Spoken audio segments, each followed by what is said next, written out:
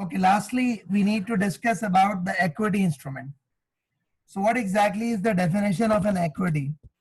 So the definition of equity is that the equity is a contract that evidences residual interest in an entity. Now, what exactly do we mean by residual interest in the entity? So the residual interest means that in case if the company is liquidated, so whatever the assets that are available, you sell them. Whatever the liabilities are available, you settle them. Whatever the assets are available, you sell them. Whatever the liabilities are available, you settle them.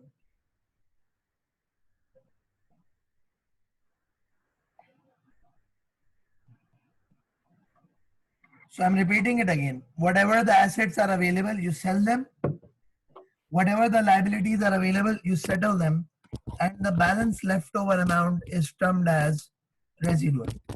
The balance residual amount is termed as, the balance amount is termed as residual. Now, anyone who has got right over this residual interest, I'm repeating it again. Anyone who has got right over this residual interest is going to be considered as an equity holder. Now, so that means we would have ordinary shareholders. That means we would have the preference shareholders. All of them are going to be considered as our equity holders.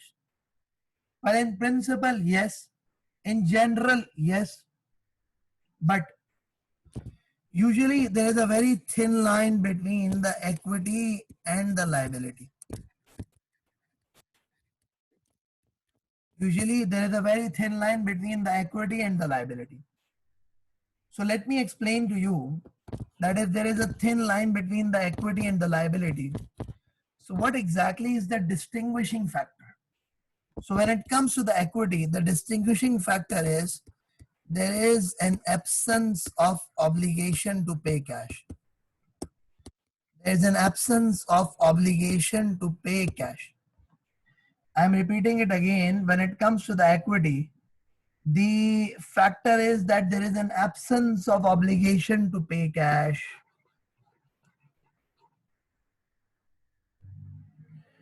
Now, what do you mean by this? So, a very common example is of a preference shares, where the preference shares are redeemable and the preference shares can be irredeemable. If you have got preference shares which are redeemable, we classify them as a liability, and if they are irredeemable, we classify them as equity. So if they are redeemable, we classify them as a liability. If they are irredeemable, we classify them as an equity. Why do we do it? The reason being that there is an absence of obligation to pay cash under these irredeemable shares.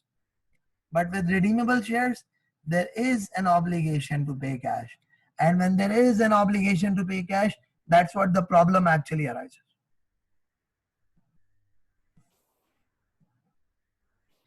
So that's actually how the equity instrument is.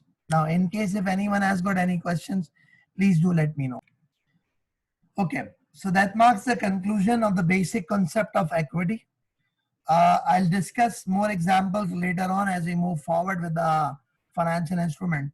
But for the time being, this is the basic concept that you should keep in mind. And also that what is the distinguishing factor between the equity and the liability, which is basically the absence of obligation to pay cash.